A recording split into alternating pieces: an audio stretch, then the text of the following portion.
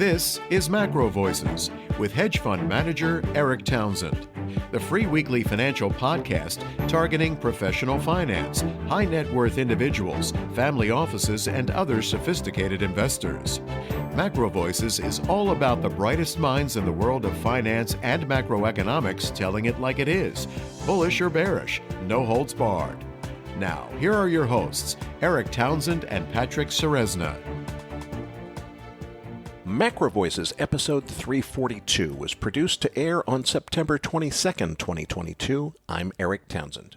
This episode of MacroVoices was made possible by Respect Energy, a leading European trader of renewable energy and a one-stop shop for all green energy investors. Patrick Ceresna is off this week, so we won't have a market wrap or postgame segment.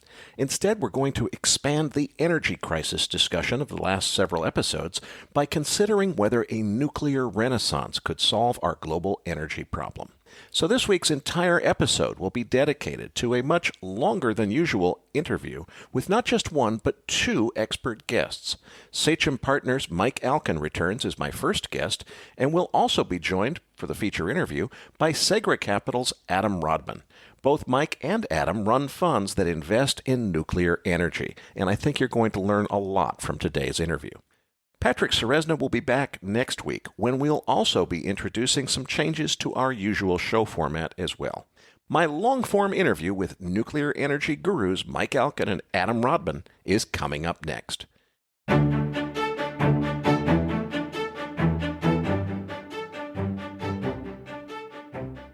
Joining me now are Mike Alkin, Principal and Chief Investment Officer for Sachem Cove Partners, and Adam Rodman, who is Founder and Chief Investment Officer for Segra Capital Management. Why don't we start with Mike? Give us a quick perspective on, you guys both run funds in the nuclear space. What specifically do you do, Mike? And we can contrast that with Adam in just a moment so our listeners understand how you guys both come at this. Sure. Thanks, Erik. So I've been in the hedge fund business over 25 years. And back in 2015, started to look at an opportunity that I thought there might be a disconnect between the narrative and the facts in nuclear power and uranium. And so after a couple of years of doing deep dive due diligence on the industry, started the fund to express the view to invest in the nuclear fuel cycle. And that could be investing in physical uranium, proxy for physical uranium. It could be investing in the uranium mining equities or private investments within the uranium space, which we also do. So that's what we do. It's 24/7, the nuclear fuel cycle. Okay, so Mike's business is entirely about the nuclear fuel cycle. Adam Rodman, how do you look at this opportunity space of investing in nuclear? Yeah, sure. I'm not as tenured as Mike, but about 15 years in the hedge fund business. Founded Segra Capital as a generalist fund, always focused on kind of parts of the global markets that we thought were underappreciated or undervalued, and not dissimilar from Mike. Around 4 or 5 years ago, thought we were getting to a critical point in nuclear power's role in what I guess is today called the energy transition. And pivoted our fund to focus more or less exclusively on nuclear and nuclear-related opportunities.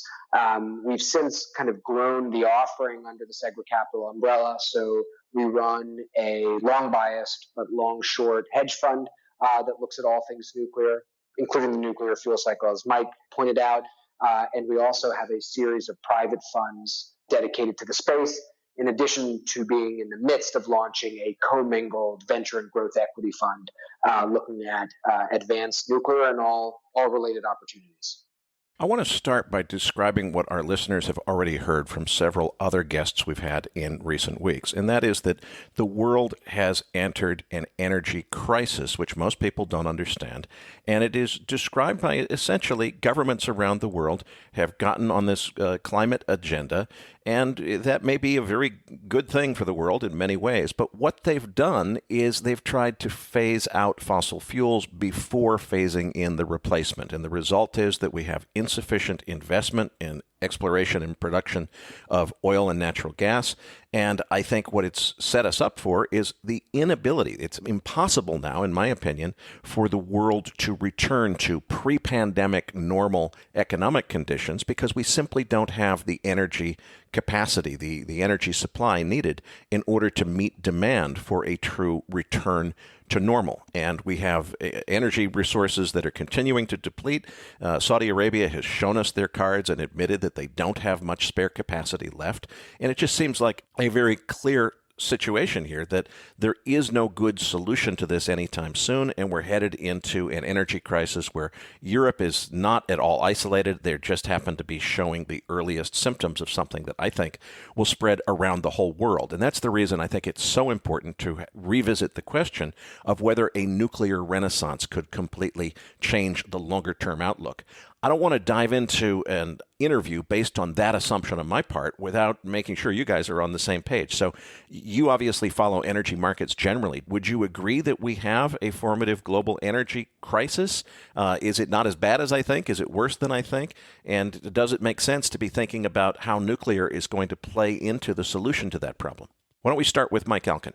Thanks, Eric. I do believe we have an energy crisis. And I think, look, does everyone or do most people want cleaner air, more carbon-free generation? Yes, of course. I think most people would say that they do.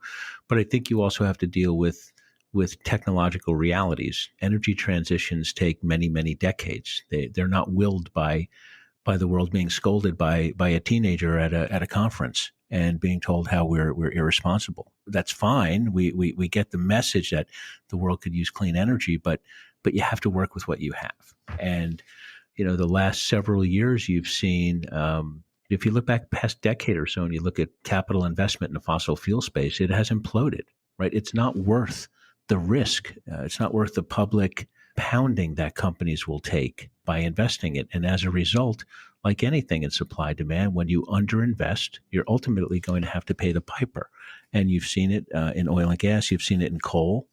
And they will be a part of the energy mix for decades, right? Can we reduce dependency over time? Yeah, perhaps we can, and that can come from other sources.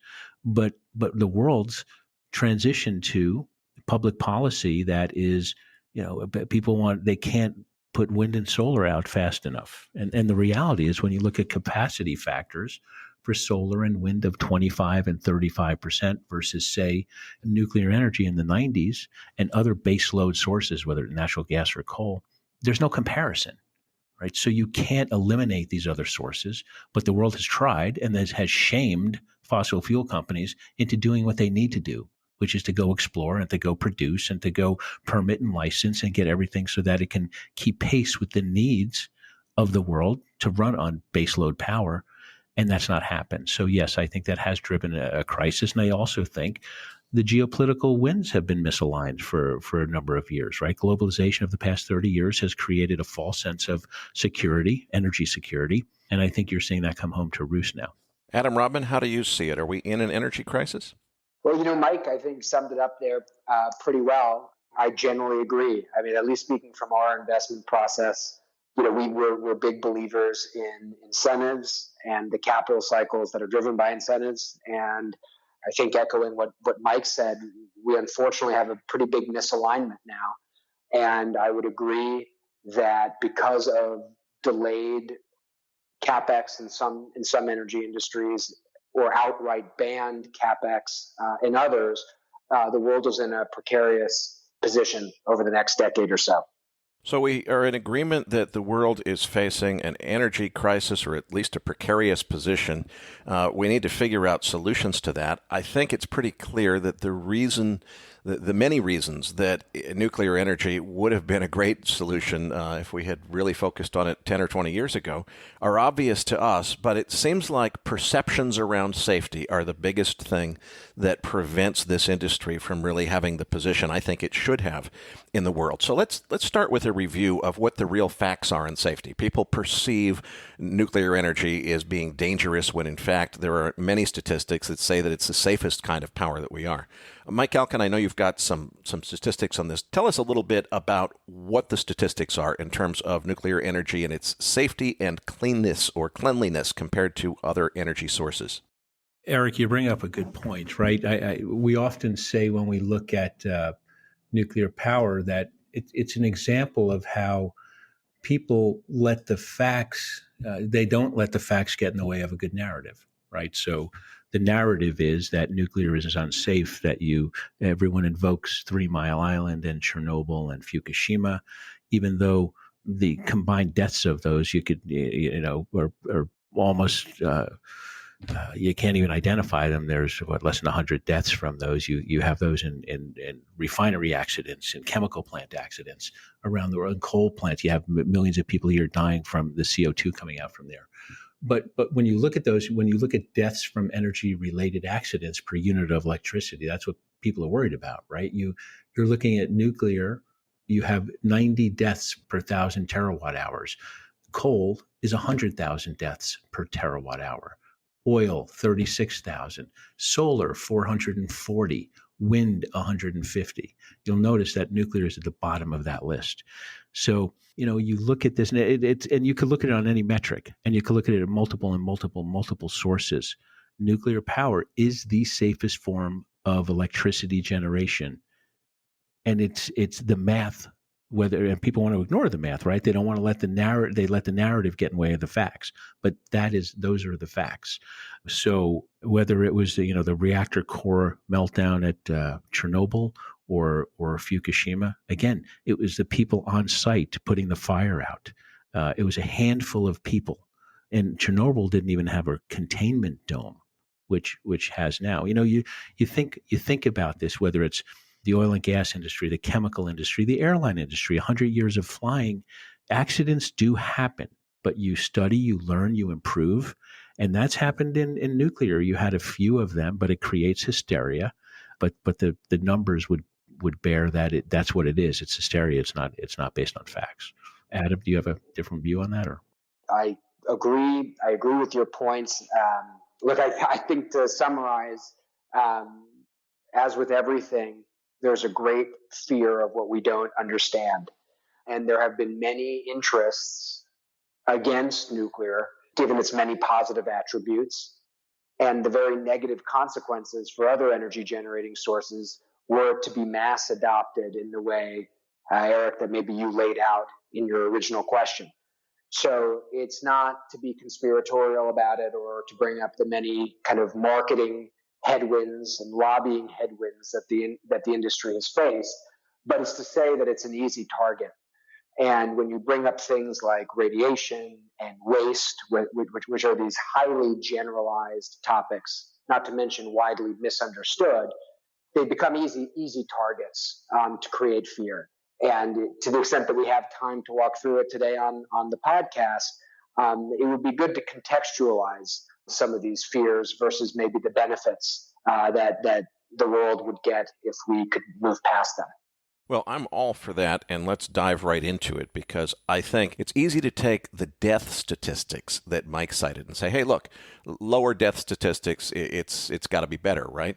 But let's play devil's advocate here, because an anti-nuclear activist would say, wait a minute, you're not really looking at all of the considerations when you cite only the direct deaths from nuclear accidents. That doesn't consider the nuclear weapons proliferation risk, which I assure you lots of people perceive to exist. Whether and to what extent it really exists, I really want to dive into in this conversation. But let me play devil's advocate here. The perception is that anytime you have a nuclear power plant, that nuclear reactor could be used in order to breed weapons-grade fissionable materials for making nuclear bombs with.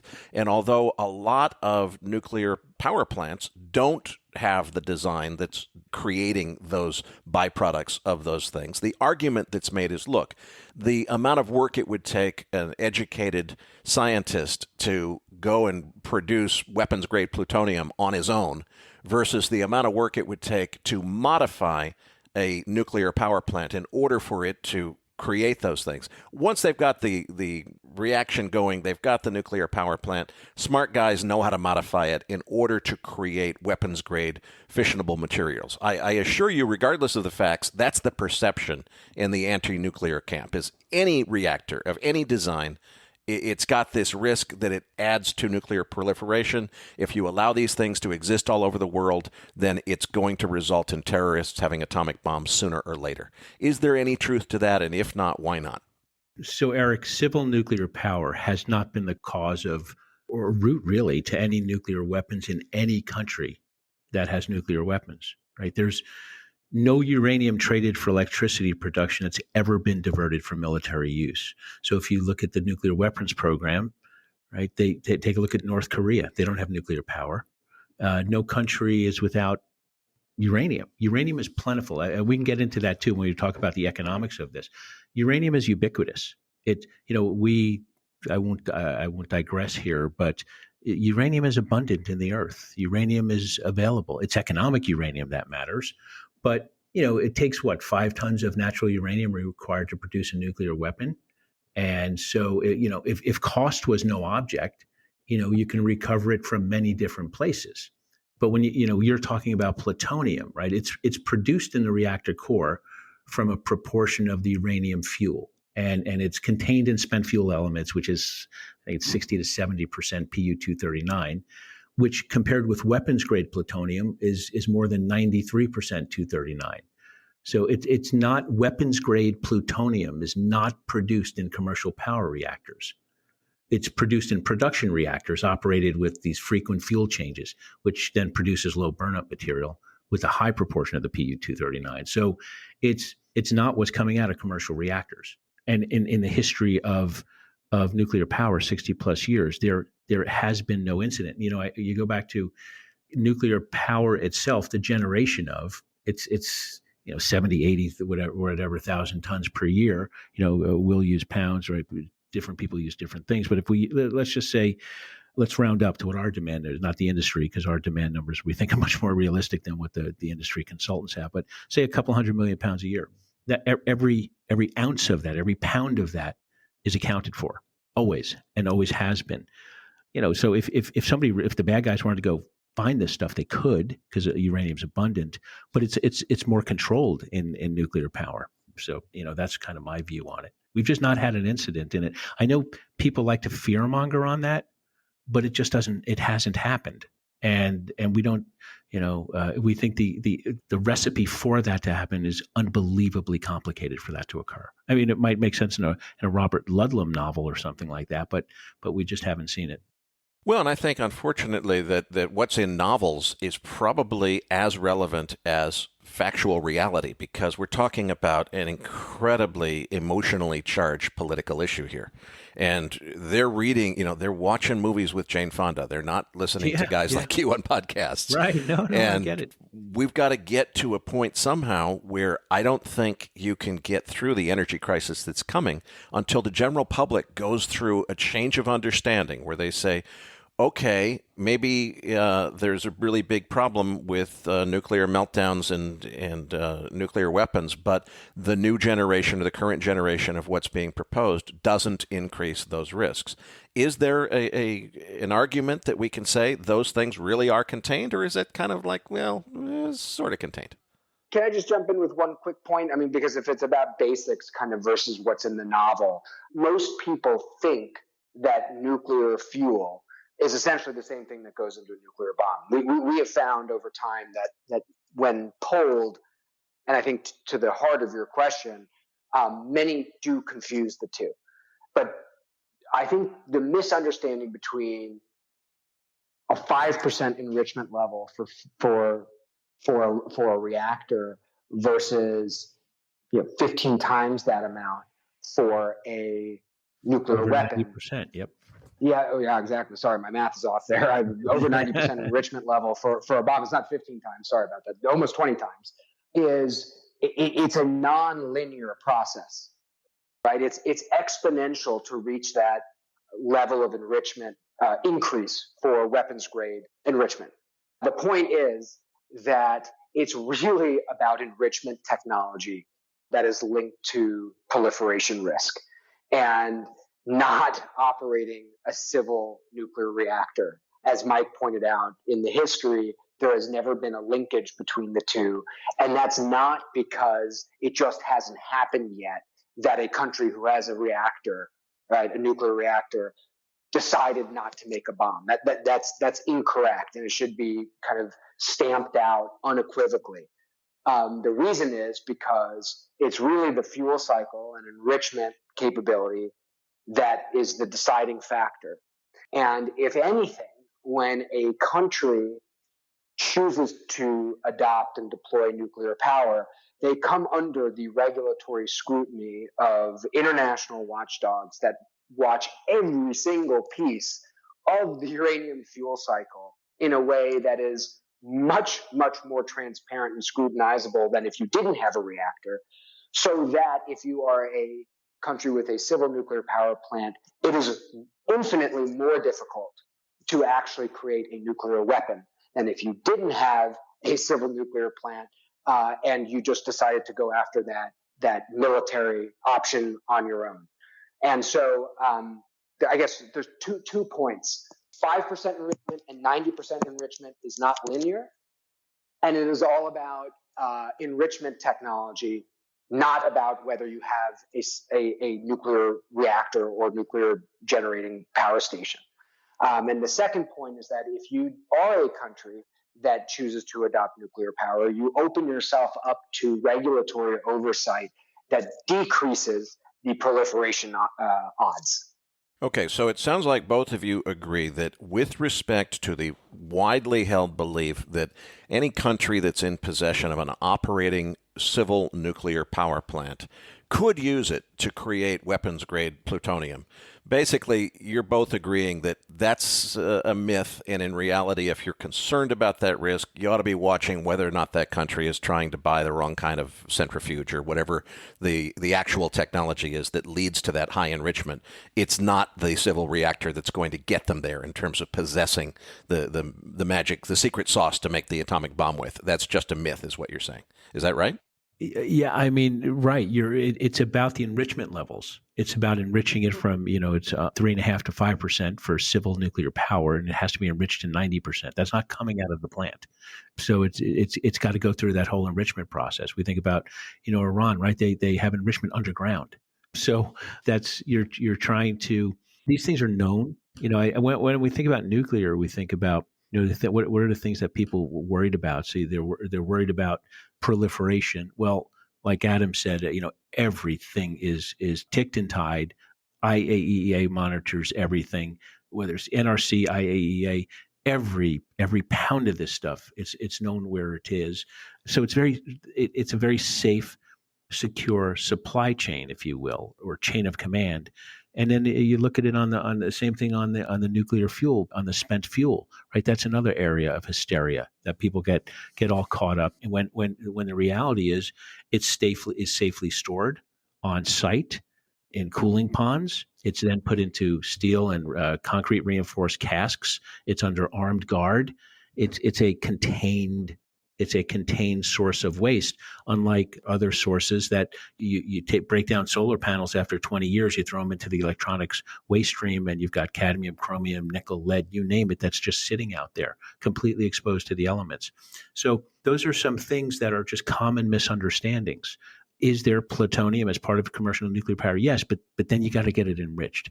And you don't just go buy centrifuges, right? That's, the bad guys aren't just coming up with centrifuges and enriching them. So it's just not, it's a very, very complicated thing to do. And in 60 years, that's a pretty good track record of nothing having happened. But it sounds great for the fear mongering. I don't mean you, Eric, but others who who don't want nuclear power to thrive or survive.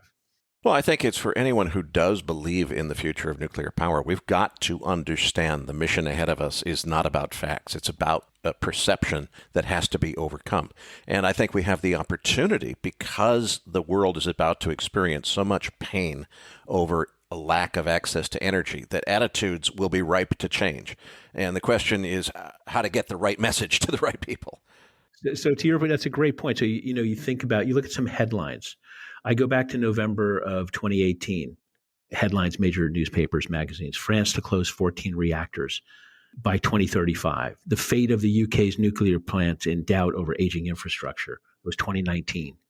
We go back to South Korea, powering down its nuclear energy industry in 2017. When Adam and I were starting our funds, those were all the headlines, right? So that's the narrative. Fast forward to today, the UK is putting nuclear power at the heart of their net zero strategy. The French are building 14 new reactors. They're doubling down with a $35 billion commitment. South Korea has just done a 180. Japan is now restarting reactors because the energy crisis is forcing them to look at the facts, right? So the narrative is being trumped by the facts, which hasn't happened in a very long time in the nuclear power space. Yeah, I was going to pile on with two other things. I would just say, take a look at the polling data in Europe, which probably would have been the most kind of anti-nuclear bloc, if you could pin one globally, and look at kind of Northern European country sentiment on nuclear approval, disapproval, and neutral over time as an example for how, I think the cat's out of the bag in terms of the sentiment shift. And then I would also just say that to Mike's point about the government policy, it's that we like to say that energy policy shifts are really like a tanker ship, right? And they create these very long cycles that don't get reversed. It's honestly why Fukushima created now a more than a decades long move away from the technology that's just now reversing.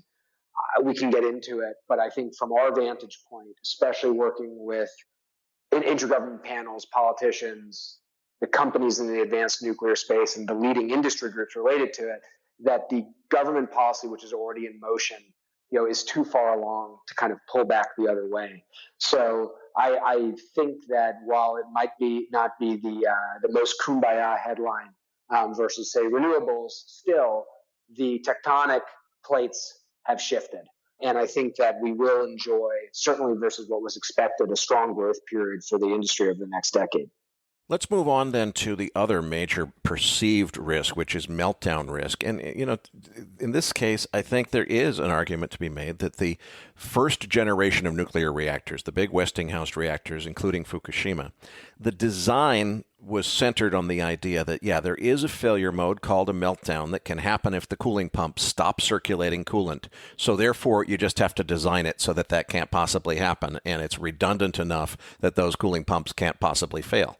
And they did a pretty darn good job of thinking as hard as they could about redundancy when they designed Fukushima. But even after building, they did anticipate that there could be a tidal wave that hit that plant. They built a wall to deflect it just in case, but it wasn't a big enough wall. And what happened was the whole place got flooded. My understanding of how that accident actually went down is a lot of that redundancy that guaranteed those pumps would keep running was in underground electrical switching areas that got flooded with seawater. And that was part of what all went down there. So you get an extraordinary act of God kind of event, and sure enough, something that was designed to be completely tolerant of one specific failure turned out not to be. So to me, that begs the question, I would hope by now that we have new designs of nuclear power plants that are not reliant on the pumps absolutely have to keep running no matter what. So maybe we could go through some perspective here on I don't think we can get into all of the nuclear physics of how these things work, but just at a high level and in terms of where their failure modes and fault tolerances, what are the different kinds of nuclear power plants? What are the first ones that were built, great big huge facilities built on site in the 1970s? How does that compare with the way that things are being developed now and the way that new plants are being designed now? I'll be honest, it's probably difficult and beyond the scope of a conversation to walk through every single different design and what each does differently. But by and large, advanced nuclear, what I think broadly is considered to be Gen 4, steers away from the light water reactors that, even though they've gone through different upgrades and cycles, are predominantly based off of the original technology that you mentioned. And by using different coolants, moderators, and broad system designs, many of the issues that you bring up become non-issues, either because the reactor vessel is at atmospheric pressure, and so there isn't, there aren't the consequences that come from running a pressurized core and something going wrong, or because the coolants, moderators, etc., have boiling temperatures that are beyond a meltdown risk. Any or all of the above work to address the legacy problems, if you want to call it that, with existing nuclear. And apologies for kind of generalizing, but there are probably, by our count, something like 70 or 80 new reactor designs that use a mix of all of the above that I went through. Again, different systems designs using different coolants and different moderators than traditional light water reactors. And again, we can't run through all of them. But the point is, if you either operate at atmospheric pressure or you use higher, if your core essentially can be run with a higher boiling point, just about everything that you brought up, it becomes a non-issue going forward. In addition to the fact that inherent to those systems, you would be able to passively walk away without redundancies that you mentioned, because again, your core can't explode and can't melt down. Okay, gentlemen, let me turn this around and propose it as a question. Is it true, as of today, that the technology that would be used for any new nuclear power plant that might be considered for new construction, you said there's lots of designs, but let's just say the ones that anybody would seriously consider building a new plant with today, is it a true statement yet that this whole scenario where there's a meltdown risk because the pumps aren't running and the redundancy system that was supposed to keep the pumps running didn't work, you're saying that's totally gone? The way they build things today is just not a factor anymore. Is that right? No, sorry. I should probably clarify. That's not right.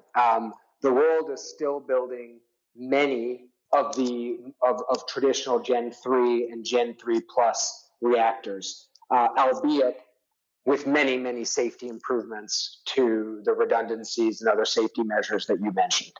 The world is still operating and building those, in addition to a new wave of advanced reactors, the first of which should be on grid towards the back half of this decade. And where are the examples of projects that are running on this new fourth generation technology that you say is the new way, the good stuff? As an American, I'd be excited to say that 2 ARDP recipients, TerraPower and X Energy as an example, would be Gen 4 advanced reactors, and it's run by 2 American companies. And I mentioned them just because they are Gen 4 reactor designs, and because again they've received loans from the U.S. government. But I think NuScale is a Gen 3 plus. It's now a public company, but again, it's proving that we can approve a new reactor design with improved safety out of the West. And there are also there are test reactors operating at a commercial scale in the outside of the Western world, I'll put it politely, which has been part of kind of the technology race that I think the West now finds itself in. We're a little bit behind in deploying them, but luckily, I think the capitalist model will prevail here, given the optimism that we have around advanced nuclear companies in the West specifically. Gentlemen, I'd like to move on to the subject of the different kinds of nuclear power plants. What's the difference between boiling water and pressurized water and some of these newer kinds of reactors that are coming into play, and how do they address some of these safety concerns that we've discussed? Listeners, that's coming up right after this message from our sponsor.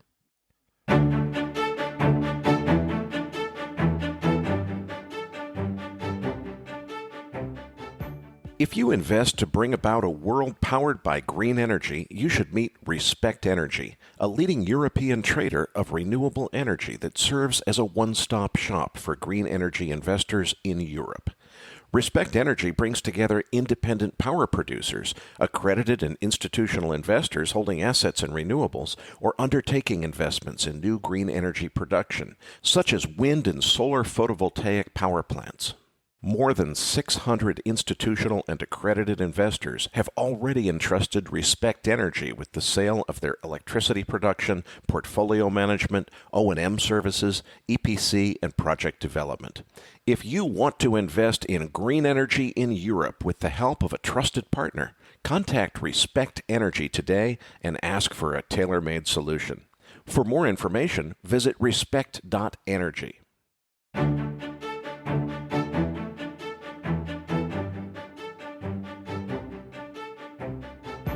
Gentlemen, let's return to that question of the differences between the different kinds of reactors. Without going into the nitty-gritty of how the nuclear technology works, could you just give us a quick description of what's the difference between Generation 4 or what are the primary advantages of it from the perspective of safety and reliability of Generation 4? How's it different from Generation 3?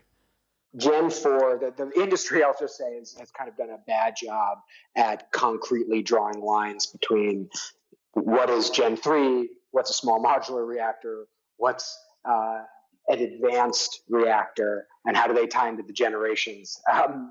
There's never been a very good clear-cut definition, but broadly speaking, when you think about light water reactors, that falls into Gen 3 and Gen 3 plus. NuScale, which I mentioned, is a small modular reactor company, but that operates off of the light water reactor design. So I think by the strictest letter of the law, it is not advanced nuclear because it is a light water reactor. It is advanced in the sense that it has increased passive safety features. It is small and smaller and factory made, etc.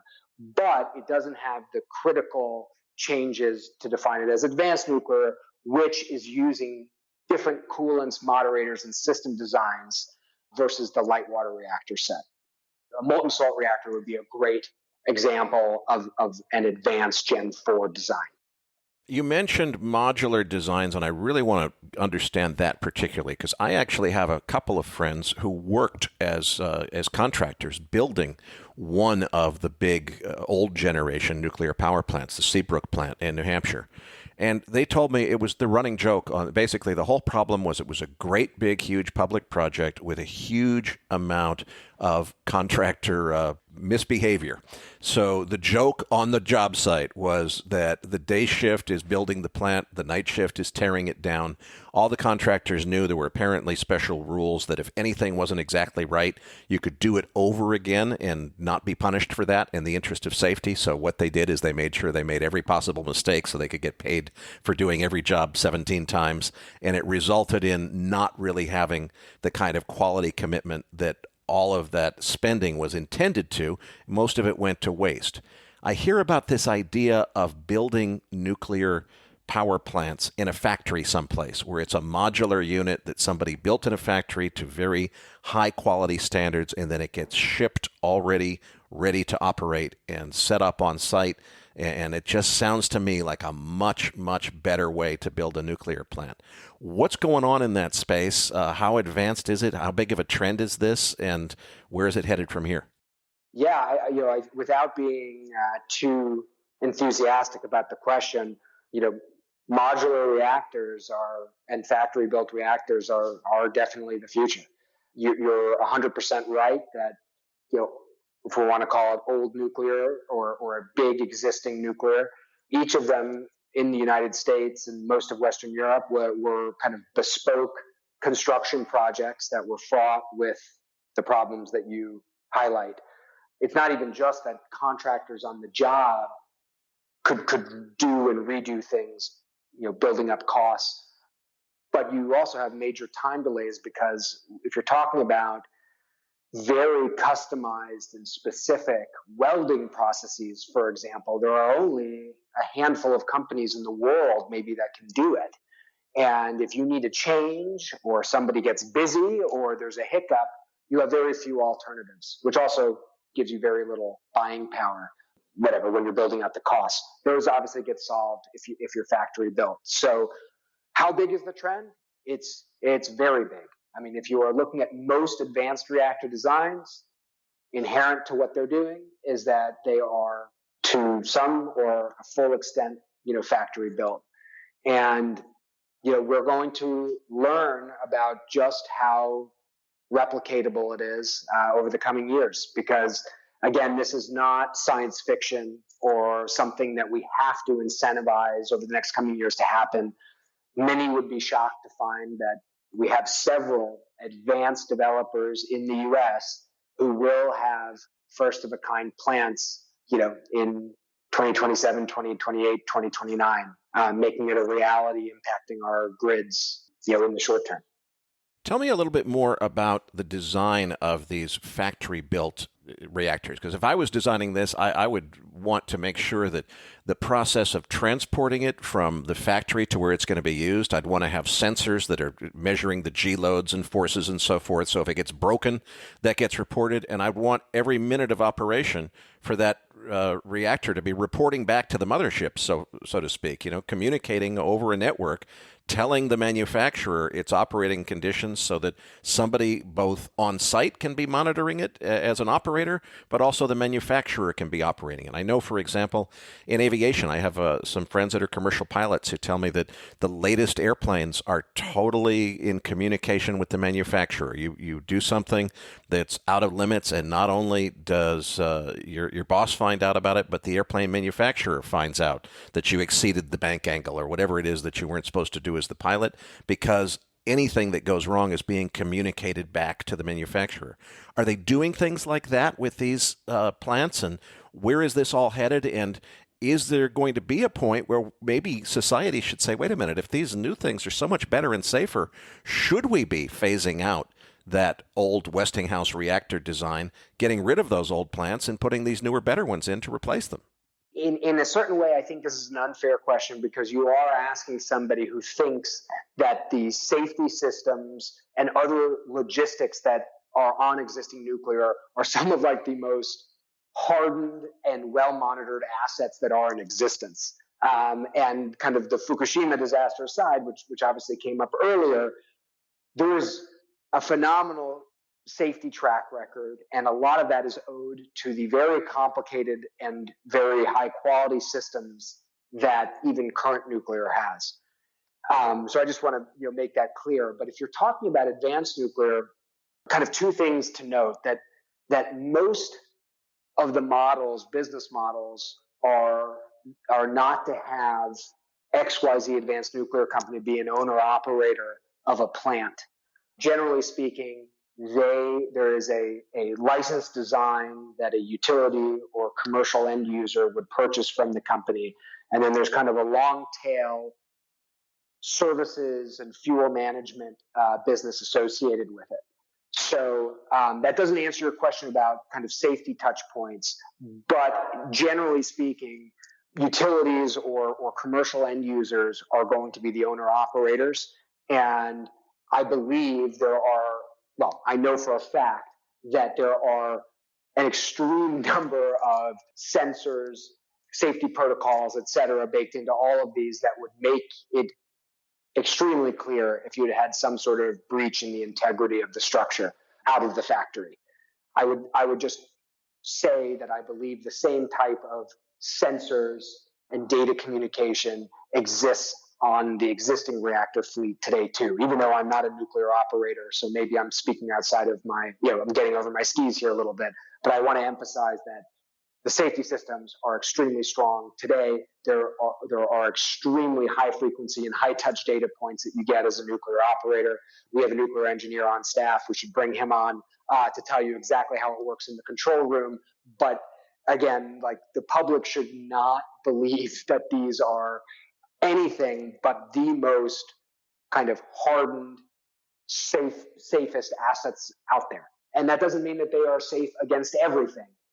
But when you've had, as Mike pointed out, 3 accidents, all with very unique, explainable reasons for the accidents happening, over a almost 70-year history of operation, with 450-ish plants operating with the highest capacity factors of any power in existence, context matters. Tell me a little bit more about this industry for building nuclear plants or nuclear power generation devices, I guess you could call them, which are modular and get built in a factory and sent to where they get set up? Is this something where everybody in that business is trying to solve the same problem, they see it the same way, and it's sort of like Boeing and Airbus? They both make commercial airliners. There's little differences, but they're basically working on the same technology. Whereas if I look at another industry like the computer industry, for years and years, IBM was focused on the mainframe model and other people were focused on the network model, and the network model won out. There was a decision to be made. There was a play there to decide, I want to invest in this class of computer company versus that class. Is that the case here, where there's choices to be made as to one company or there's one approach in the industry towards how to do modular? Or does everybody see it the same way and it's just a question of competitors trying to be first in this space? I don't think the computer model fits exactly, and I don't think the airplane model fits exactly. I think what is underestimated by the general energy investing public about nuclear is that there are many applications that different reactor designs work well for. So I think the average, all of us included, the average person thinks of energy as electricity. But there are many more applications than that. Where do we get industrial heat from? Desalination, hydrogen production is kind of a big topic today.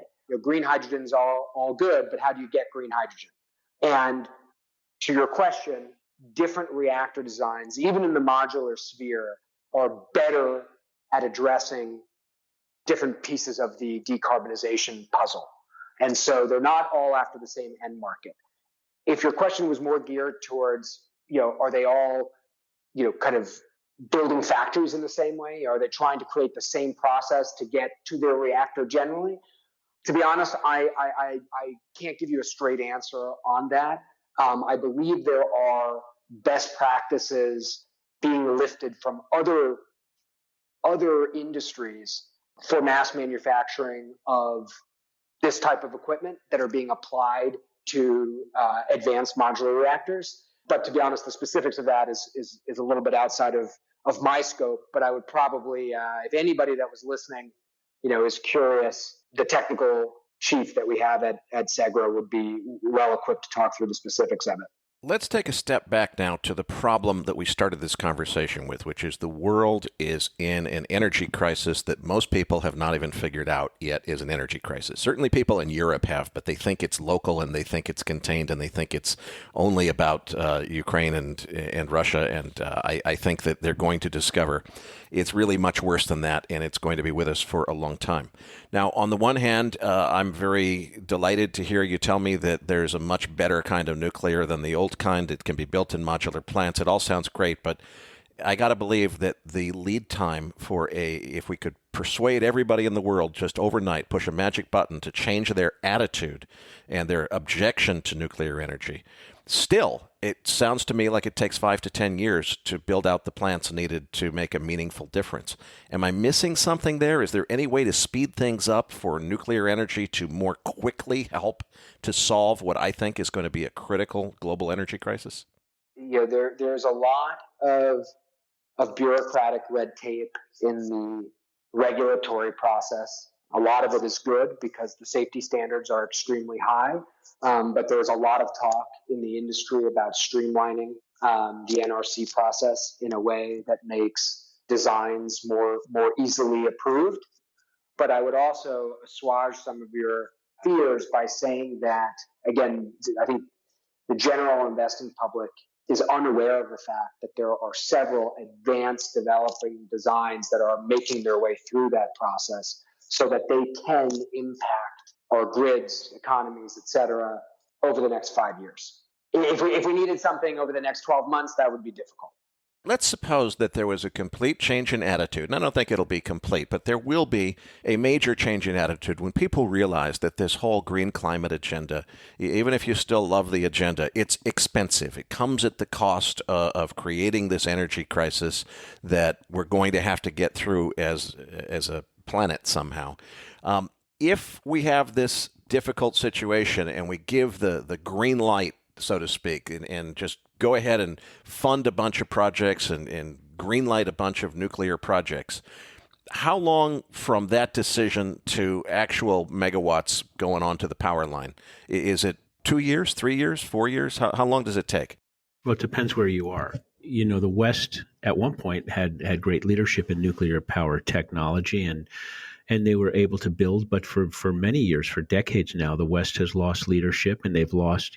Not many kids go into to become nuclear power reactor designers in the schools, and it's been overtaken by the East. You think about Russia went from 1986 having Chernobyl with a horribly designed reactor to now. In the world of nuclear power, the Russians dominate. They dominate enrichment. They dominate conversion. But they're a huge reactor builder, and not only for themselves, but they export their updated and more technologically advanced and safe reactors.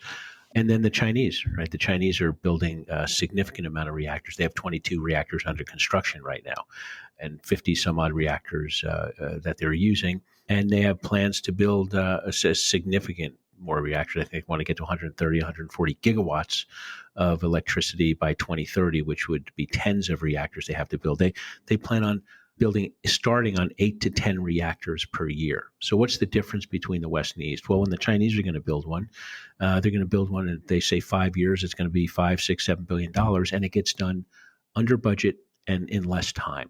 In the West, that's not necessarily the case, but this is a story of growth coming from non-Western areas. Now, from an investment perspective, what attracts Adam and what attracts us is and what was not needed, but and I don't want to speak for Adam, he can answer, but that's been additive to the thesis has been that the demand coming from the West, the closures that were slated to occur are not happening.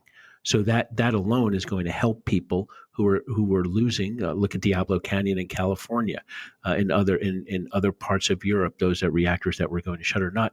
That in and of itself helps solve part of the crisis, because the solutions that people, policymakers, thought could be there, they realize now is not going to work. But right now you have 60 reactors under construction globally, with several each year hitting the grid. A 1 gigawatt reactor, it's going to, you're going to solve electricity problems for 750,000 people. So, that does it solve all the problems? No. But you've got 60 under construction. You've got another 96 reactors globally that are planned. And in the proposal stage, you have over 300 reactors. So 5 years, the Chinese will build them in 5 or 6 years. It's going to cost them, like I said, $5, $6, $7 billion. Other countries, the South Koreans build them, but the West is starting to ramp up again. But it's typically what you've seen here so far is they're a little over budget and a lot over budget and a lot over time. But this is not a Western growth story. That concerns me because, I think all three of us, as I understand it, are born in the United States. It would probably feel good to all of us to patriotically proclaim that our technology surely must be the best. But frankly, from what I'm hearing, it sounds to me like this is a Toyota Corolla story, that as much as we might have invented a lot of this technology in the United States, it sounds like maybe the Asians are in a better position to create this industry of factory-built, highly reliable nuclear reactors that they then sell to the West. And is that right? Well, the good news is, I don't think we have to be that defeatist. I mean, I think Mike is 100% right. The Chinese designed the Hualong 1, which is their first domestic reactor. The Koreans, for decades, have been on time and on budget. And on an energy equivalent basis, they've been very economical. But there's a common denominator here, that even when they were building, these were not factory built. I don't think Mike was talking about factory built reactors. He was talking about he was talking large scale, conventional large scale. Exactly. And the reason that they were successful, but using the South Korean and the Chinese example, is because they were replicating the same design and model over and over again. Whereas, generalizing a little bit here, by and large in the West, each one of these was a bespoke monster infrastructure project. So whether it's in a factory or whether it's picking a design and perfecting it and sticking to it, the key is replicatability. And yes, I think we have lost some of our academic edge in the United States over the last decade or two, as we have let our domestic nuclear industry dwindle on a relative basis, but it's not too late. And again, if there's a reason to be optimistic, it's that the United States absolutely has the best or I would say North America, has the best and leading designs for advanced reactors. Yeah, and and Eric, to be clear, I was talking about the older big reactors, and also to Adam's point about not being too late. You've just seen in the Inflation Reduction Act, you've seen the biggest boost to U.S. nuclear power in decades. I mean, a significant amount of capital has been committed to them in the form of production tax credits that basically gives a lifeline to those reactors that were not economically competitive. There's a huge technology inclusion for clean electricity and loan guarantees and all things high assay, low enriched uranium. There's a clean hydrogen credit, which is part of it that they can access. So massive amount of money being committed to nuclear, which is bipartisan and is something you haven't seen here in many decades. And there's been a resurgence, a nuclear renaissance, even if you're not seeing the older reactors being built. But to Adam's point, in the advanced small modular reactor space, in the advanced nuclear space, there's a massive amount of commitment taking place. What I was talking about is those big 1 gigawatt reactors around the world. And that's where the growth is going. We're kind of darting between two topics here. Like one, our global energy systems and how we create enough energy for a growing population in the midst of I guess the energy crisis, which is now being exposed. The other is what you need to happen as a series of dominoes to make money as an investor in the broader energy markets, and then maybe specific to Mike and my discussion, in the nuclear fuel markets. And that's where rate of change versus kind of final objective becomes so important. And I don't want to divert the conversation, Eric, if we're going in one direction, but I did want to emphasize that they're two very different things. What, in our opinion, sorry, Mike, to lump you in with me, are the conditions to make significant returns investing in the broader nuclear opportunity set versus what has to happen for nuclear to be the panacea of our energy woes? Well, I agree with the two different things. Great minds think alike, for sure, Adam. And I was starting with what does it take to get the world there. But what I want to move to next is let's talk as investors about where the opportunities are in this space. Because frankly, I'm having a hard time just getting my head around the very highest level of, okay, a guy like Mike focuses on the uranium fuel cycle.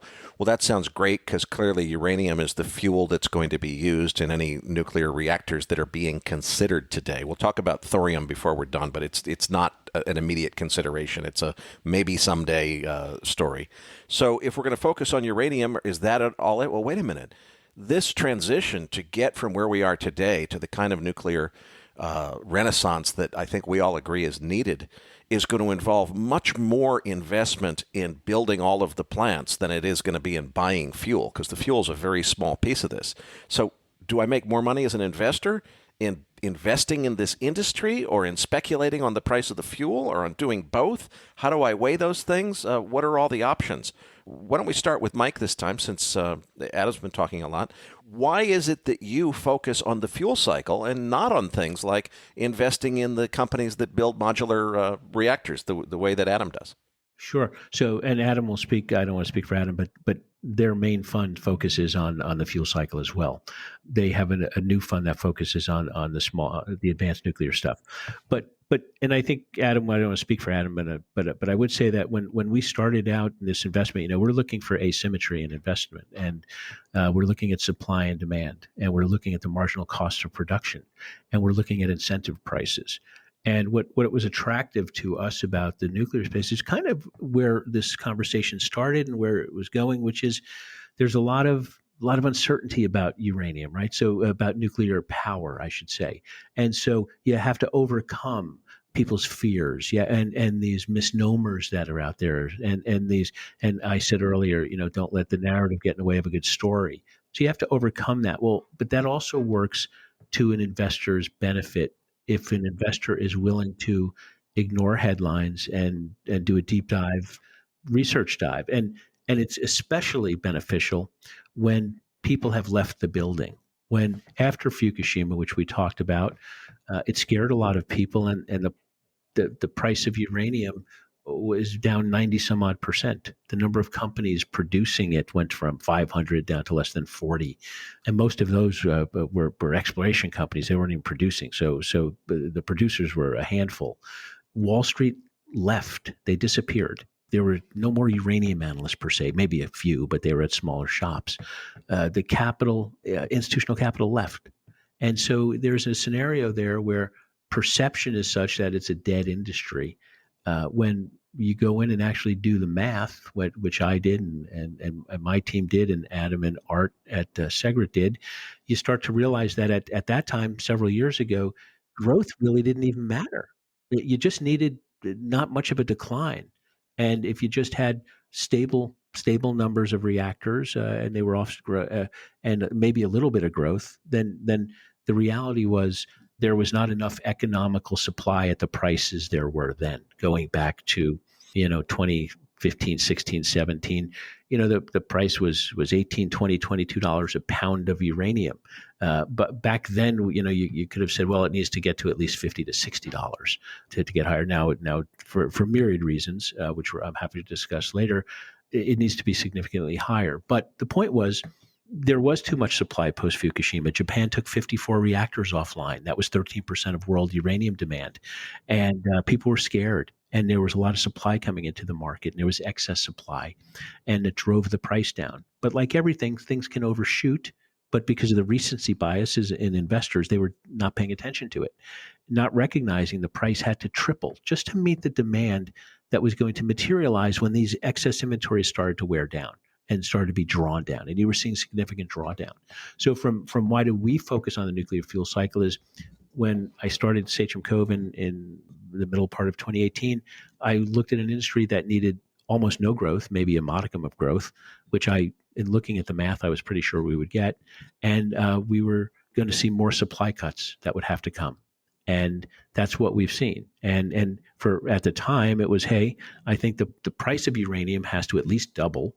And therefore, the leverage in these companies, those equities will move significantly higher over time. And that was with a backdrop of, I don't need nuclear to be a growth business. I just need nuclear to survive.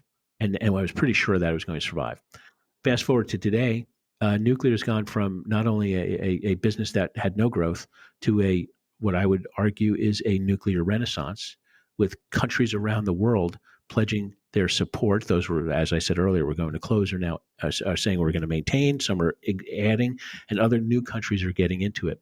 That just makes the fact that there's not enough economic supply. One of the things I want to point out for listeners, Eric, is one of the things you often hear is, again, people don't like to let the facts get in the way of good numbers. Well, there's a lot of uranium out there. There's a lot of uranium out there. Absolutely. It's economic and underdevelopment uranium that matters. And there's not enough of that at these prices. So it's all about the incentive price.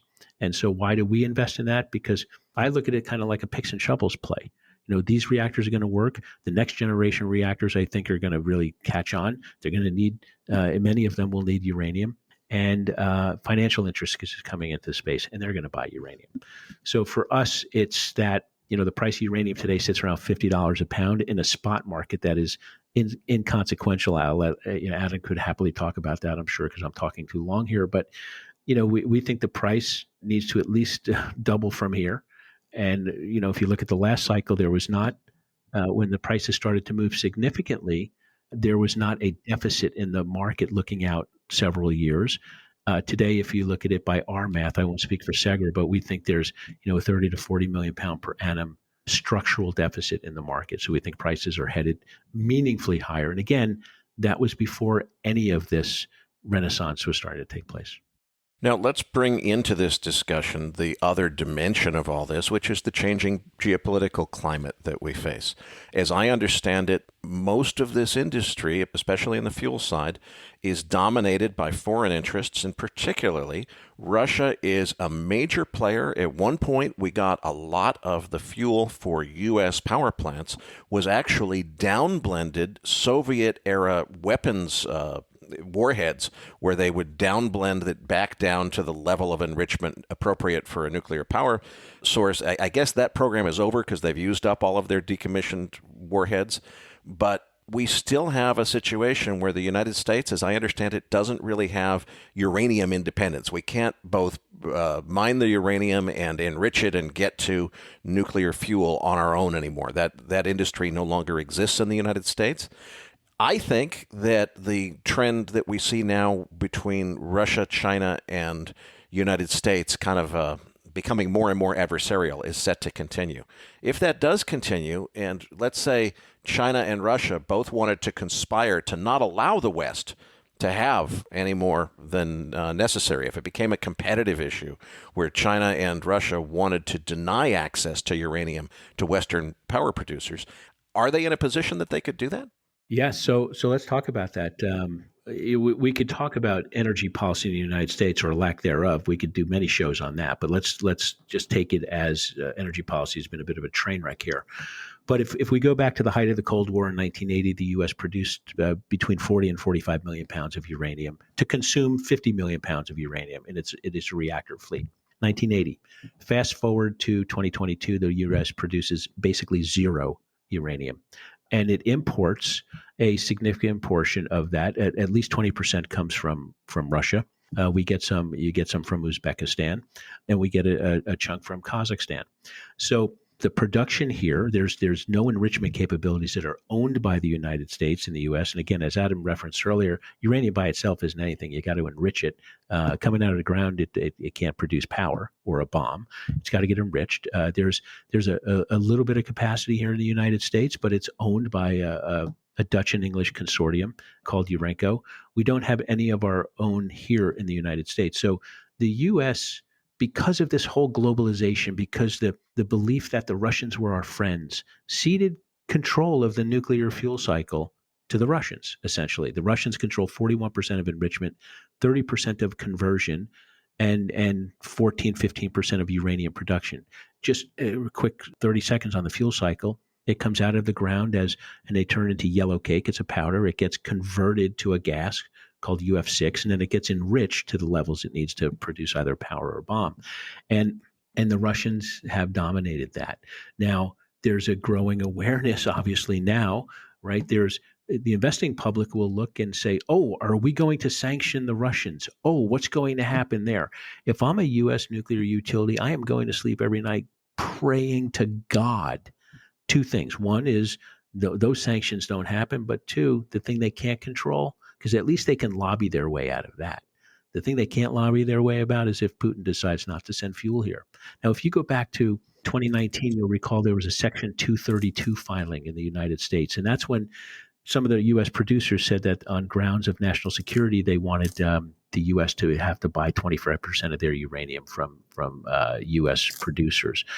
And the utilities fought that tooth and nail. They didn't care. They were pounding producers. We're buying the cheapest, and the Russians and everyone else is our friends. And they presented a slide in their response to it that said one of the major utilities said, basically, there is no disadvantage to U.S. utilities. The other guys sell it cheaper. What Cold War? What are you talking about? I'm on record. I believe Adam and Art are. There are always geopolitical risks here in this space, talking about these issues, and here we are. So what happens? The U.S. under the Russian suspension agreement can bring in enriched uranium, 20% of their enrichment. That can get shut off at any time. They'd have to go scramble to find it. They're trying to work with the enrichment plants to be able to the price of enrichment, the term price of SWU, which bottle a separative work unit, which is the unit of enrichment. It went down as low as $35, $40, and here you're up over triple digits right now, and it's really starting to rise rapidly because that's Western enrichment capacity that, again, we go back to talking about underinvestment in oil and gas. You know what? It's funny. When people are pounding at your door and telling you you're in a bad business, you shouldn't be doing this, or the economics don't make sense, you don't invest. So what happened in the enrichment globally in the West? They didn't reinvest. When centrifuges were retiring, they didn't put it back in.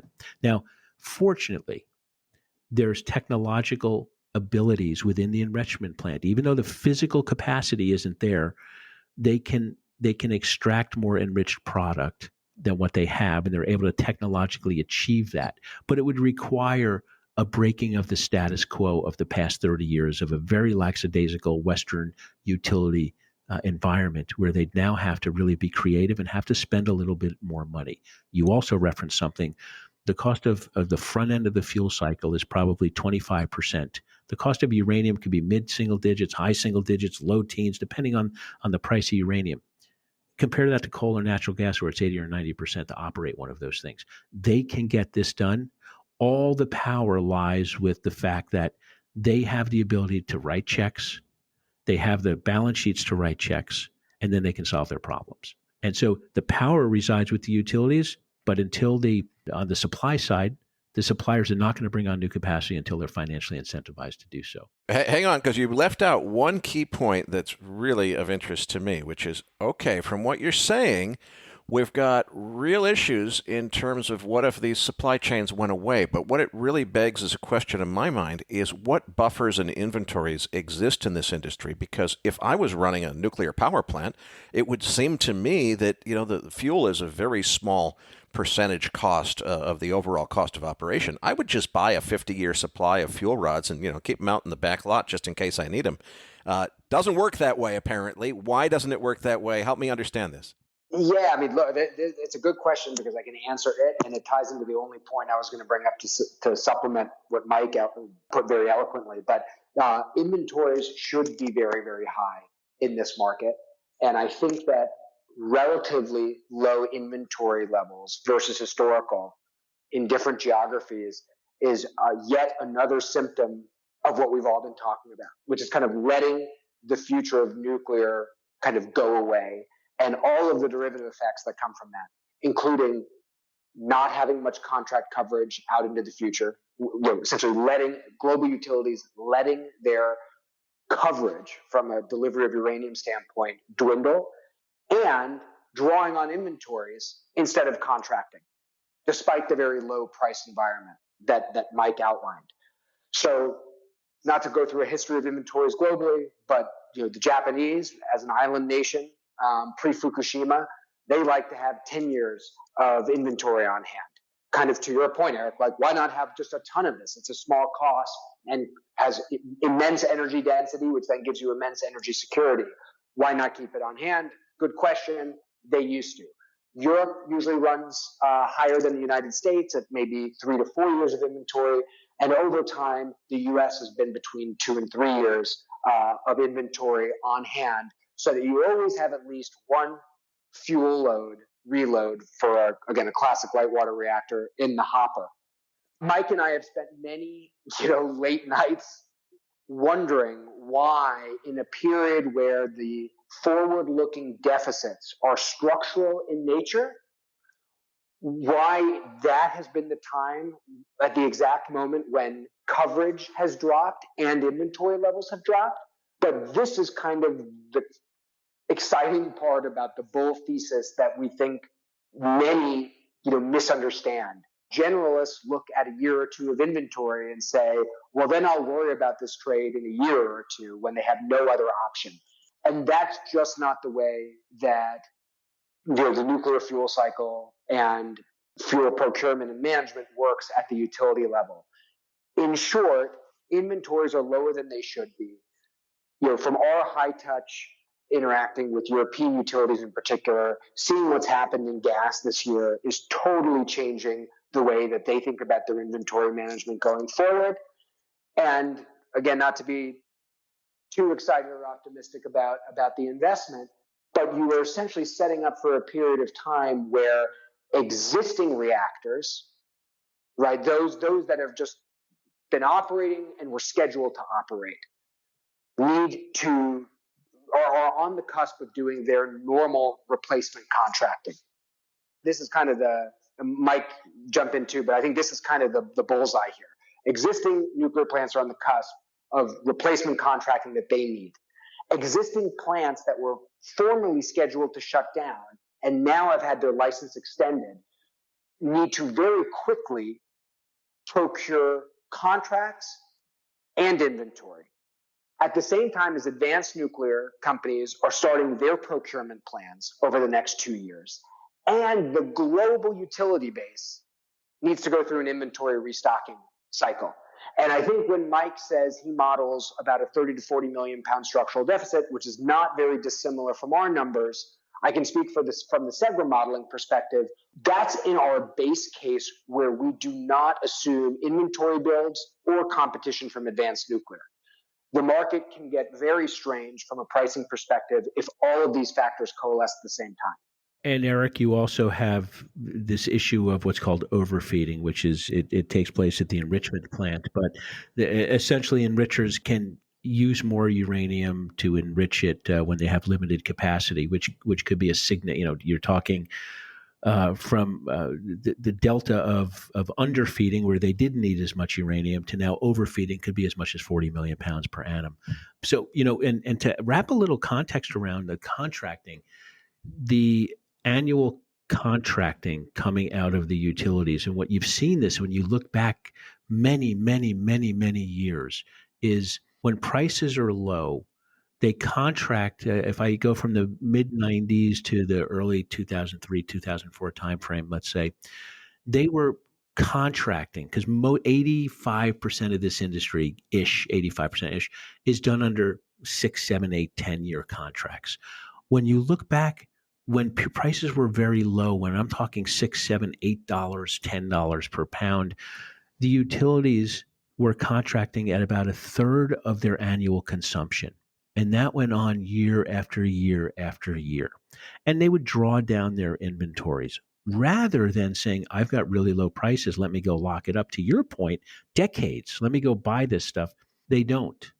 What they do, and it goes back to, it's a smaller percentage of other sources of electricity generation, coal and natural gas. The uranium itself is a small percentage. And then as the prices start moving, when you started to get into 2005 and 6, by this time prices moved from 7 to 10 to 20 to 30. And then a few series of events happened and people started to get nervous. And all of a sudden you started to see contracting taking place at 100 and 110 and 120 and 130 and 150% of annual consumption. And then when Fukushima came and you had Japan come offline, as I mentioned earlier, now you start to see prices drop. You start to see a number of mines shut, but you start to see things or companies go out of business. Now all of a sudden you start to get into 2011, 2012, and you go back to the same 30, 35% contracting. And they start sucking down inventories to the point where recency bias, just like last time, clicks in, just like this time. If you were to go read the surveys that come out of one of the major consulting firms, they survey the fuel buyers, which is kind of circuitous because they provide the research to the fuel buyers, and then the fuel buyers get surveyed by them, and they just regurgitate what they're told. But if you think and you look at those surveys, every single year, they're asked, where will the price of uranium be in this year, and where will it be in 5 years? And almost to the dollar, not quite, but close, every year it's wherever it is that at that point in time. And it's all the way up from 7 to 10 to 15 to 20 to 40 to 60 to 100, and you name it. And so it all goes back to fuel buyers don't get fired for paying a high price. Fuel buyers get fired for not having enough uranium. And when they start seeing others start to contracting, then they all run in mass. And to Adam's point, you're starting to see you had a decade of only a third of their annual consumption being replaced. UXC, which is the leading industry consultant, who we have had several, a very nice relationship, but we disagree with a lot of their work, but that's fine. That's what makes markets, right? But and the price has moved up nicely since we started the fund. So we feel as though our work has been in the right direction. But they just came out recently, a couple of weeks ago, and said the inventory overhang is over. That was the headline of one of their weekly pieces. The inventory hang is over. But yet the utilities are just starting to now come back to contracting. And there's an important point to talk about the spot market of uranium. As I said, most uranium is purchased over time in a contract market, where what determines price are the production economics of available capacity based upon the demand that's required. And when you start matching up, when we talk about deficits, we're structurally consumption equals demand, how much is available. Well, when you start to look at that, and you start to look at how much capacity is out, the spot market, after Fukushima, after those pounds were available, you had that glut of inventory that was building up. It made its way into the spot market.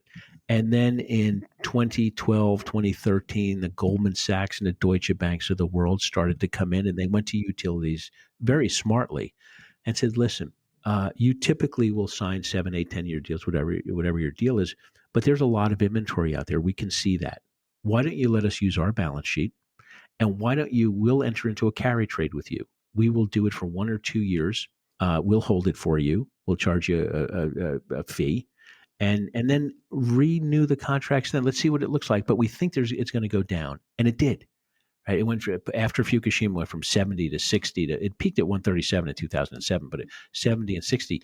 And every time those 1 to 2 year carries were done, the utilities re-upped at lower prices, and it became like a drug for them. And so that was 2012, 2013, 14, and then 15. Interest rates were very low. It cost very little to carry. So you had low interest rates and a surplus market. And the spot market was where these pounds were showing up in. Physical traders would go into the spot market, buy those pounds, sequester them, and then deliver them when they were needed. They made a little bit of money, and the utilities made money. Well, like everything, supply demand, you started to suck down a lot of that inventory that started to come into the market, and it got down, and then you start to get the prices that were just untenable. You start to see now it's about 25% of world supply has come offline. Those pounds weren't making themselves into their way into the spot market. Maybe, now if we look at it every month, you might see, I don't know, 1 million and a half pounds that pop up into the spot market. Again, out of a market that annual demand, if you look at our numbers, say 200 million pounds plus. So a small amount, but the utilities, by buying those carry trades, were putting off contracting. When I said they were buying a third of their annual consumption, they weren't locking up long-term supply. And they were convinced, just like they were in the last cycle when uranium was $7, $8, $9, and $10, that uranium wasn't going higher. And, well, wouldn't you know it, the complacency led to undercontracting. Adam talked earlier about coverage levels being low. And undercontracting leads to one hiccup here, one hiccup there. Oh, by the way, or the Russians going in and invading Ukraine, and now all of a sudden the world fuel cycle is geographically changing, and it's bifurcating between East and West, and now you're left looking out like Wile E. Coyote over a cliff. Where do I get my uranium from? I might not be able to buy it from Russia. I'm not so sure what's going to happen in Uzbekistan, right? Those type of things, it doesn't take much, and now you're starting to see the contracting start to accelerate more. But people stare at the spot market. It's a market that is only a surplus disposal market for a handful of pounds, but there's not a daily mark on the long-term contracting. And that's where guys like Adam and guys like us believe part of our living in the fuel cycle is where we can generate an ability to understand what's going on, because those are bilateral discussions that are taking place. It's happening from just chatter in the industry, but there's not a price at the end of the day. The price is the spot price, which is very, I'm not saying it's irrelevant because utilities look at it, but it's not where you can fulfill long-term security of supply for a utility. Hang on, guys, because I want to make sure I understood what you told me and see if I've actually got this straight. You're telling me that at a time in history, when the Cold War was over and we had a peace dividend and so forth, it's easy to understand how maybe we wanted to trust people. But look, right now we're at a time in history where I think tension between the United States and Russia has never been higher at any time, including the Cuban Missile Crisis. We have Vladimir Putin openly and outwardly threatening that if Western sanctions continue on the pace that they have, that the West, he feels, is risking an escalation to nuclear war. We have at least one sitting United States senator who showed the incredibly poor judgment to publicly make a statement calling for the possibility of first strike nuclear warfare against Russia. Suddenly, we're in an environment where that's the kind of tension that exists suddenly between East and West. And in that setting, with that backdrop, you're telling me that there's guys running these nuclear power plants who are saying, yeah, we could buy some more fuel and keep some in stock, but actually, we read this book about just-in-time inventory, and we can impress somebody by coming up with 2 more basis points on our bottom line by not carrying excessive inventory. And it seems to us like now is a smart time to play that game. Is that what you're telling me? Yeah, is pretty actually much happening? That's what we're telling you. That's what we're whacked. telling you. That is nuts. That is a national security risk that somebody needs to take seriously. We far ahead of the Russia-Ukraine, conflict. Segra and Mike and the Sachem team were saying the same thing. If you believe in geopolitical volatility, I would put to you or anybody else to find me a commodity that is more vulnerable than uranium. The consumers of uranium produce almost none of it. The producers of uranium consume almost none of it. The vast majority of production currently are in geographically sensitive areas. And you have had 2 non-Western countries, Russia and China, as kind of the leaders of the global nuclear industry over the last decade, and have, as a result of that, focused the most on the fuel cycle relative to other countries. If Russia and China jointly decided that they wanted to withhold uranium from the West as a form of economic warfare, are they in a position to do that? And how long would it take before the West ran out of fuel for their nuclear power plants and had to shut them down? So neither China nor Russia mine. Russia mines, I believe, around 5 or 6% of the world's raw uranium. So it's something. China is essentially in control of a few key assets in Africa, but most of that supply goes directly back home anyway. So it's not fully on the market. But where the real pinch point, as Mike pointed out, is in the enrichment sphere. You mentioned, we didn't get a chance to address it, but Erik, you mentioned the megatons to megawatts program, the downblending program. That in and of itself is not the entirety of the influence that Russia has over the nuclear fuel cycle. The U.S. still gets about a quarter of their enriched uranium product from Rosatom. It varies utility to utility, but in aggregate, you're in the 20% range, 20% plus range for the U.S. industry. So if it's almost worse than restricting uranium, we would actually be restricting enriched uranium product, which is the second to last step before getting it into the reactor, before you fabricate it into your specific fuel rods. So in short, there would be a very, very big impact. And I don't think it's a very big surprise. It went unnoticed. Mike mentioned the earmark for domestic HALEU production in the Inflation Reduction Act, probably for a different podcast, but there was a whole lot of lobbying that went on behind the scenes to try and reinvigorate our domestic capability for the fuel supply, specifically for advanced generation, I believe for this very reason. No doubt the idea of hard sanctions on Rosatom had been floated in the early parts of the invasion. We very quietly moved past them. I think it would be very difficult in short order to move away from our enrichment exposure in the form of legacy contract deliveries that we have facing Rosatom at the moment. Yeah, no, I mean, for us, it's an interesting market. As I mentioned earlier, the spot market will move around a little bit, and stocks will go up or down based on where the spot market's moving. But I think because of the world has changed, and I think whether or not the Russian-Ukraine issue happened, there had been under contracting for many, many years. The inventories were running down, and when contracting started to occur again, anywhere near consumption levels, the math is just glaring that there's a significant deficit. So that's, from our perspective, where we've made our bets is, in those of certain uranium mining companies and certain, development companies and a small handful of exploration companies Hang on, let me just make sure I understood that statement. You're saying the reason that you focus on the uranium fuel cycle and the price of uranium rather than on trying to make money on the companies that build the plants and so forth is that you see this as such a perfect setup where most people don't understand it. There's plenty of room for a really big, rubber band snap kind of move to happen in uranium, and you want to be ready for it. And that's why you give the fuel rather than building the plants and the other things that go into this, the investment focus. Is that right?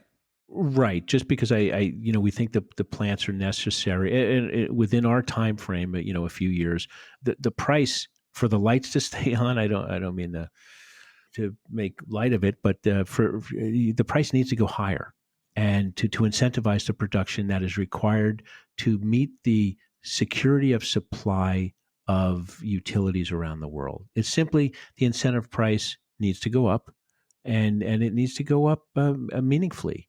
And it's come from 18 to 48 to 50, wherever it is.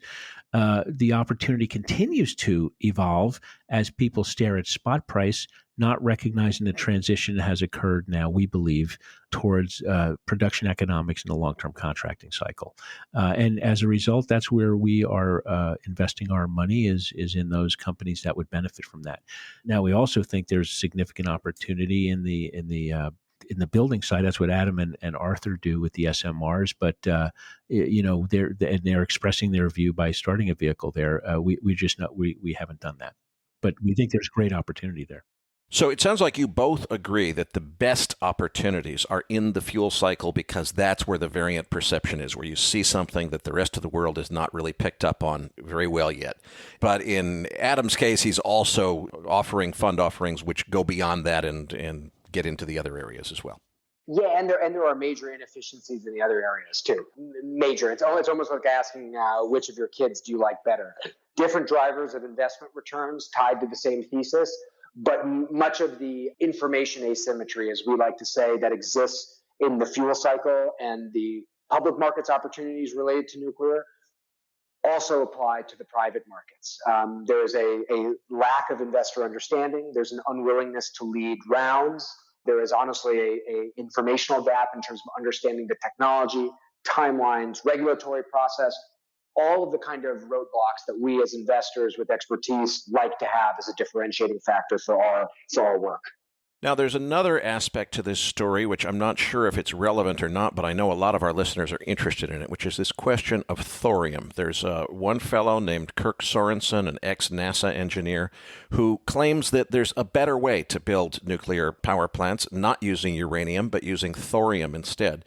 Something I've heard very consistently from everybody I've talked to is whether he's right, wrong, or indifferent, the fact of the matter is the whole industry and all of the regulators that govern it are only set up to allow uranium-fueled nuclear. So I guess in the amount of time that we have in this interview, I'd just like to understand from both of you, is this whole thorium thing, is that the way of the future and where it's all headed, or is that just kind of a crazy out there idea? Should we be looking seriously at thorium replacing uranium someday, or is that just kind of pie in the sky stuff? Maybe I'll take a quick stab. One, there is merit to the idea of using thorium as a fuel from a science perspective and on a spreadsheet. On an impact timeline, which is a lot of what this podcast has focused on, this discussion is focused on, we do not see it as likely impacting markets under the timeline, which we all believe we kind of have a critical need. As soon as you start getting into the thorium realm, why not discuss fusion or any of the other further down the road scientific developments in the energy sphere that may help address some of the problems that you just mentioned. But most important, if I wanted to leave everybody with kind of one thought, it's that fission, both in current form and certainly in advanced form, works. It works well, it's well understood, it's safe, and getting safer. And so if it's really about impact, energy security, and maybe even to a lesser extent decarbonization, we have something good staring us in the face. And I don't think there's any need to reinvent the wheel, just to innovate. And there's no cycle for it. There's no fuel cycle for thorium. the Chinese are working on a model reactor that was a 2 megawatt test reactor, megawatts, right? Think about then if by 2030 it works, you're talking a couple of 100 megawatts by 2030. Then they have another type that they're working on that could come around by 2040. So think about this: a couple of 100 megawatts. 1,000 megawatts is 1 gigawatt. The world has 400 gigawatts of nuclear power. You're talking, thinking in the nuclear R&D world, a year is decades, right? So you then have you need to put the financial incentive in place to build these. How many hundreds of billions of dollars would that be? Is there a case for it? Yeah, like Adam said, but it's just not in any realistic timeline. But we see this, Eric. You see this too in the energy world, right? It's always everyone saying how bad the other one is and why you have to use ours. It's a nice compliment for everything. Thorium's way off, but you never say never to any of these things. But for investors who are listening and want to make trying to make money, Adam said fission is here now and it's got public support right now, or at least more than it has in a long time. Yeah, and you're not going to shut down a 60 to 100 year. Let's even say in a magical world in 15 years, thorium starts scaling. I still find it very hard to believe that anyone is going to prematurely shut down large, safe, functioning reactors that run off of uranium. So you're still talking about decades and decades of transition. Even in the event that thorium or fusion or something else serves as a better alternative. Okay, so it sounds like thorium reactors, just like deep geothermal that my friend Robert Friedland likes to talk about, great ideas that are not proven to be ready for prime time yet. I should continue to follow them because they're intellectually fascinating. But if I want to make money here and now today in the energy market, I should focus in the nuclear space, at least, on uranium-fired, particularly the modular plants, but really you guys think the fuel cycle is the way to play this more so than the various peripheral industries, and that's what both of your primary funds focus on. I know that a lot of our listeners are going to want to know more about that because we do have a very large both institutional and accredited retail investor base who are qualified to invest in hedge funds and other things that are restricted to qualified purchasers and accredited investors. So please, why don't we start with Mike Alkin. Tell us about what your fund does and how our institutional and accredited investors should get in touch with you. And also, if there's anything that, if you could each, in addition to pitching your own funds, tell us where people can learn more, whether it's reading a book or, what's the best way to learn more about this whole nuclear space. I think it's going to be really important in coming years. Mike, let's start with you. Yeah, Eric, if anyone's interested, you go to our website, sachemcovepartners.com. It will take you to Lloyd Harbor Capital, which is the manager of our view. It's just a structure, how we're set up. And you can reach out through there and contact my partner, Tim Rotolo, who handles the investor conversations. In terms of the reading, it's really, you got to be careful, right? So there are a lot of companies out there with glossy presentations that tell you how they could bring uranium on it really cheaply, and it's a bunch of nonsense. They're looking to raise capital most of the time, so you got to be careful on that. Buyer beware, do your due diligence. But there are some very good reference sources. The World Nuclear Association, the Nuclear Energy Institute. It's very dense, laborious reading. You can go and read the balance sheets of utilities to try and understand how much fuel they have sitting there in inventories, right? Nothing's tied in a bow really in this industry. The consultants are hidden behind paywalls. There's very few sell-side analysts, although there are some more that are growing. But you can cobble it together. You can do a list of how many reactors there are, how much output is there, and how many mines there are. That's something that we've done over the last several years, and as have Art and Adam. But it's really grunt work, right? So, but that's where I think the ability to generate alpha comes from is by doing work that maybe some others don't want to do. Adam, tell us about your fund, what you invest in, and how people can contact you. Yeah, so our hedge fund, similar to Mike, I would direct you to our website, segracapital.com. There's a contact form there. Also on our website, we have a commentary section where you can read. We do write a lot. Some are just for our limited partners, but a lot we also share in the public domain. And so you can see us there. So you can contact us for either our public markets hedge fund or the soon to be launched venture fund, depending on your interest. And I just want to say again, it's, I am completely aligned with Mike. We are more excited, I think, about fuel cycle related investments, now than probably any time, including when uranium was $18 and we launched the strategy, just because of how much misperception there is in the market versus what we think is a forward-looking trajectory of things. But I wouldn't say necessarily that it is better over time than what we also see in the advanced nuclear space.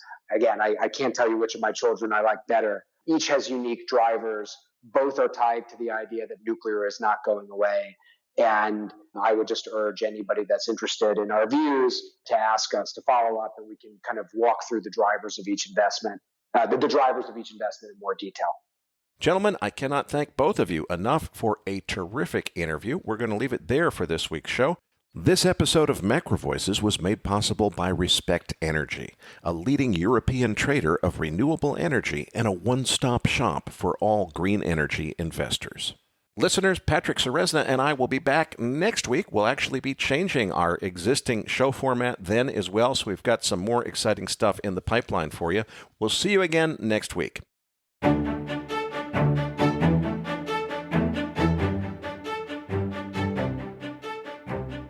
That concludes this edition of MacroVoices. Be sure to tune in each week to hear feature interviews with the brightest minds in finance and macroeconomics. MacroVoices is made possible by sponsorship from BigPictureTrading.com, the Internet's premier source of online education for traders. Please visit BigPictureTrading.com for more information. Please register your free account at MacroVoices.com. Once registered, you'll receive our free weekly Research Roundup email containing links to supporting documents from our featured guests and the very best free financial content our volunteer research team could find on the internet each week.